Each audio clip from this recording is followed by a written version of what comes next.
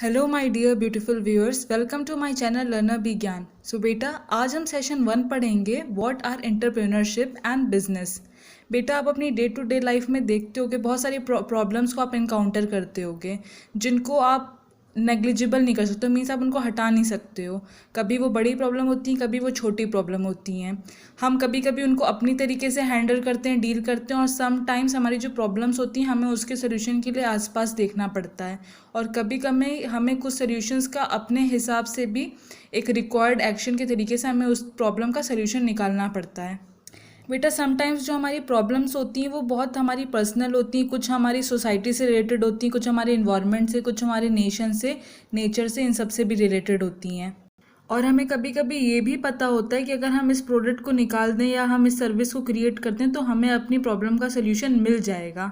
हमें बेटा सोल्यूशन तो पता रहता है हर चीज़ का, लेकिन हम उस सोल्यूशन को डेवलप कैसे करेंगे ये कुछ ही लोग कर पाते हैं। नवीन जैन का एक बहुत ब्यूटीफुल सा क्वेट है। वो एक successful Indian born American entrepreneur है। उन्होंने ये कहा था कि जो पर्सन है वो अपनी प्रॉब्लम को जो देखता है वो ह्यूमन बीइंग है, जो फाइंड करता है सोल्यूशन को वो विजनरी है, एंड द पर्सन जो उसको पूरा उस प्रॉब्लम से जाता है और समथिंग करता है उसके लिए, तो वो एक एंटरप्रेन्योर कहलाता है। एक एंटरप्रेन्योर वही होता है जो अपनी प्रॉब्लम को आइडेंटिफाई करे, उसका सल्यूशन डेवलप करे, और जो भी एक्शन रिक्वायर्ड है जिससे वो प्रॉब्लम को सॉल्व किया जाए वो सारे एक्शन वो लगाए और एक कंट्रीब्यूशन करे अपनी इकोनॉमी की तरफ, हमारी इकोनॉमी की तरफ, कि एक बिजनेस का क्रिएशन हो जाए। तो बेटा, इस सेशन में हम ये पढ़ेंगे कि एंटरप्रेन्योर के लिए हमें क्या स्किल्स चाहिए, एंटरप्रेन्योर कैसे हम बन सकते हैं, और कैसे हम एंटरप्रेन्योर बन करके अपनी सोसाइटी के लिए कुछ चीज़ों को कंट्रीब्यूट कर सकते हैं। बेटा, व्हाट इज़ एंटरप्रेन्योरशिप, बहुत इंपॉर्टेंट क्वेश्चन है, ज़रूर पूछा जाएगा। एंटरप्रेन्योरशिप का ही मतलब ये हो गया कि अपने आइडिया को आप एक साथ कलेक्ट करो, उनको कैटर करो अपनी सोसाइटी में, और रिस्क लेते हुए एक ग्रोथ पे जाओ, एक एक्सटेंट ग्रोथ पे जाओ जहाँ पे आपको प्रॉफिट मिले। उसी को हम बोलते हैं एंटरप्रेन्योरशिप। और जो इंसान इस बिज़नेस को करता है, उस सारी चीज़ों को कैटर करता है अपनी सोसाइटी के लिए, और जिससे कि आपकी सोसाइटी को, आपकी इकोनॉमी को प्रॉफिट मिले, उसी को हम लोग बोलते हैं एंटरप्रेन्योर। आप बेटा अगर एम्प्लॉयमेंट का सिनेरियो देखो तो बेटा, हर एम्प्लॉय को उसकी जो भी वो काम करता है, जो भी आप अपने जहाँ पे वर्क प्लेस पे जो भी वो काम करता है, उसको उस हिसाब से उसके पैसे मिलते हैं, उस हिसाब से वो उस एम्प्लॉय को कंपनसेटेड किया जाता है जो भी वर्क वो डिलीवर करता है इस वर्क को। लेकिन बेटा, वही जो एक एंटरप्रेन्योर होता है वो एक प्रॉब्लम को आइडेंटिफाई करता है, जो भी चैलेंजेस आ रहे हैं आपको सोसाइटी में, वर्ल्ड में, उन सब पे देखता है, उनका एक सोल्यूशन निकालता है, फिर उनको एक सिस्टम में डिलीवर करता है जिससे कि वो एक वर्ल्ड को एक फिजिकल प्रेजेंस, एक कोई एक अच्छी चीज़ दे सके।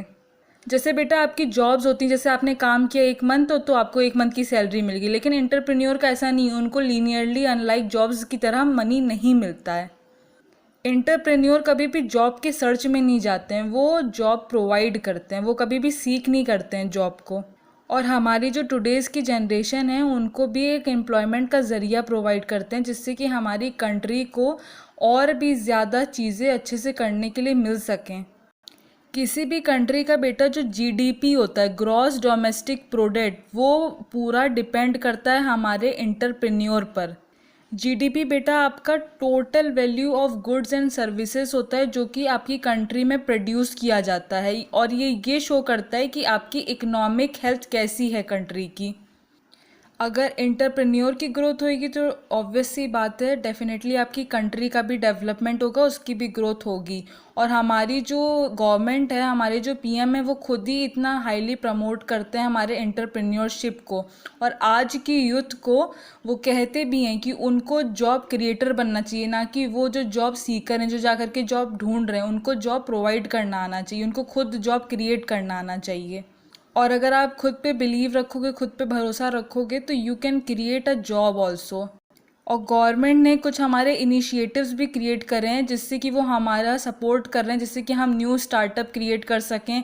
और जो हमारे जितने भी स्टार्टअप्स होते हैं वो हमेशा हर दिन हर महीने कुछ ना कुछ नया स्टार्टअप ज़रूर होता है। बेटा, कोई भी बिजनेस या कोई भी कंपनी को हम एक स्टार्टअप ही बोलते हैं। जब वो अपने एक इनिशियल फेज़ में होते हैं, जब उनका डेवलपमेंट होता है, तो वो फोकस करते हैं कि वो प्रोडक्ट का डेवलपमेंट करें और ऐसे प्रोडक्ट बनाएं जो कि आपकी मार्केट में फ़िट हो सकें, जिससे कि सारे लोग की रिक्वायरमेंट्स और नीड्स जो भी हैं वो पूरी हो सकें, फुलफ़िल हो सकें। बेटा इसका एक एग्जांपल आपकी बुक में दिया गया था। एक पीएचडी स्टूडेंट है मैकेनिकल इंजीनियरिंग डिपार्टमेंट का, आईएएससी, उसका नाम है शांतनु चक्रवर्ती। उसको ऐसा काम करना था कि साइंस ऑफ टच काम कर सके, और साथ ही साथ उसके एक प्रोफेसर थे उसी कॉलेज के जिनका नाम था जीके अनंता सुरेश। उन्होंने रिक्वेस्ट भेजी थी एशियन इंस्टीट्यूट ऑफ गैस्ट्रोएंटरोलॉजी में हैदराबाद। उन्होंने ये कहा था कि उनको एक प्लेटफॉर्म क्रिएट करना है एंडोस्कोपी का और अदर मेडिकल प्रोसीजर्स का। तो बेटा यहाँ पे दो लोगों के दो ऑब्जेक्टिव जब मीट किए तो चक्रवर्ती ने उनकी गाइडेंस में काम किया, अनंता सुरेश की गाइडेंस में।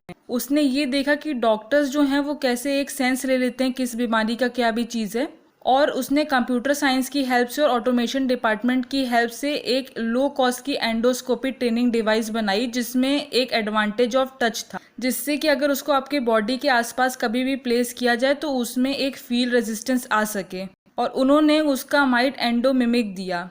हम बेटा जो भी डिवाइसेस अपने इस डिपार्टमेंट में क्रिएट करते हैं वो हमारे सर्जन्स के लिए और हमारे फिजिशियंस के लिए बहुत ज़रूरी होता है, पर वो बहुत ज़्यादा कॉस्टली होते हैं। इसीलिए हमें कुछ ऐसी चीज़ इंट्रोड्यूस करनी चाहिए जो चीज़ लो कॉस्ट की भी हो और उसका इफ़ेक्ट जो है वो बहुत ज़्यादा हो। तो इस चीज़ ने एक स्टार्टअप बिजनेस के तौर पे एक चीज़ को बर्थ दिया।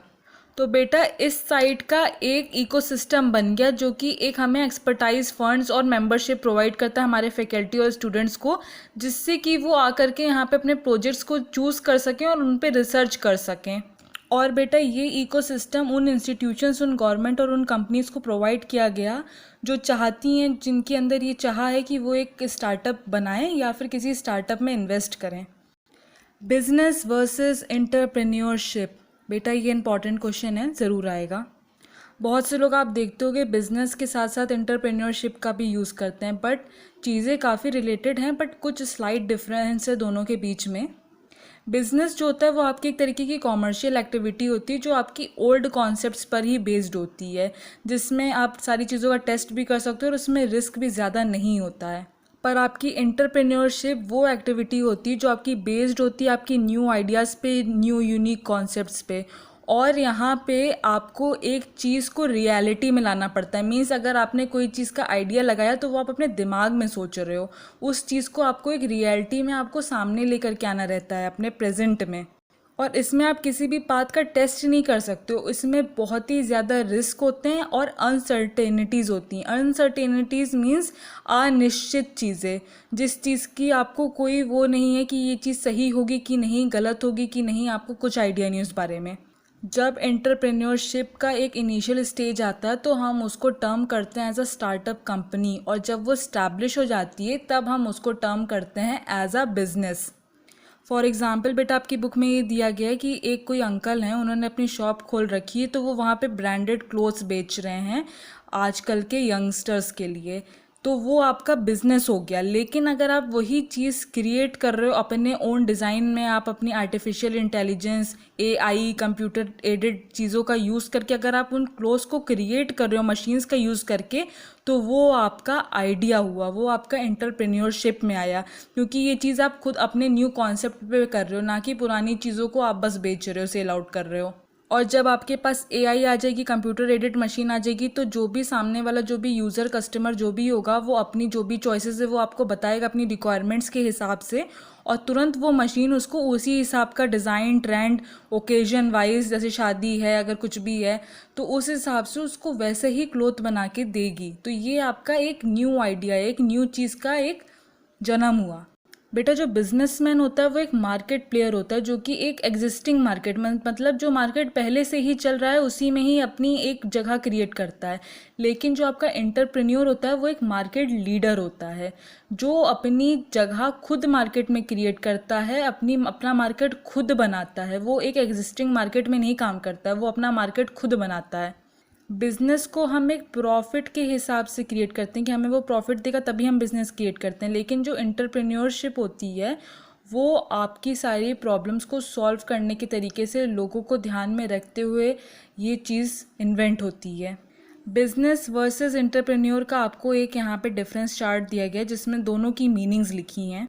जो बेटा मैंने आपको पढ़ाया कि बिजनेस आपके ओल्ड कॉन्सेप्ट पे बेस्ड होता है, ये आपका एकदम न्यू आइडिया एंड कॉन्सेप्ट पे बेस्ड होता है। इसमें बिजनेसमैन मार्केट प्लेयर होता है, लेकिन ये मार्केट लीडर होता है। इसका नेचर जो होता है कैलकुलेटिव, मीन्स वो जो है वो प्रॉफिट की हमेशा देखेगा बात। ये जो होता है इंट्यूटिव होता है, मीन्स प्रॉफिट प्लस लोगों की जो प्रॉब्लम्स हैं उसको भी सॉल्व करना। रिस्क फैक्टर इसमें बहुत लेस होता है, इसमें बहुत ही ज़्यादा हाई होता है, कंपैरेटिवली बहुत हाई होता है।